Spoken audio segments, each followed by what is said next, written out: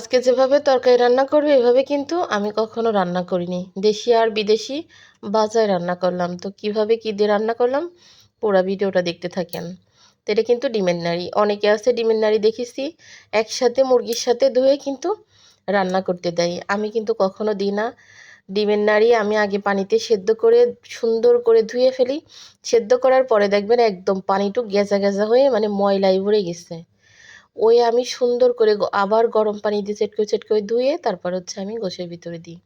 তো এখানে মুরগি ছিল, ওই যে ডিম পাড়া যে লাল লেয়ারগুলো ছিল, অনেক বড় ছিল মুরগিটা। তো আজকে অর্ধেকটা রান্না করতেছি। রানগুলা দেখেন কত সুন্দর সুন্দর বড় বড় চামড়া সহ এইভাবে দেশি মুরগি, তারপরে লেয়ার মুরগি, ব্রয়লার মুরগি চামড়া সহ এইভাবে রান রাখলে কিন্তু আমার কাছে ভালো লাগে। আমার ছেলে মেয়েদের কাছে ভালো লাগে না, চামড়া খুলে খুলে ওরা কিন্তু ফেলে দেয়। তো দেশি বিদেশি ভাজ কেন বললাম, ওইটুক ছিল হচ্ছে ডিম পাড়া লাল লেয়ার, আর এইগুলা ছিল হচ্ছে ব্রয়লার মুরগির কলিজা আর হচ্ছে ব্রয়লার মুরগির পা।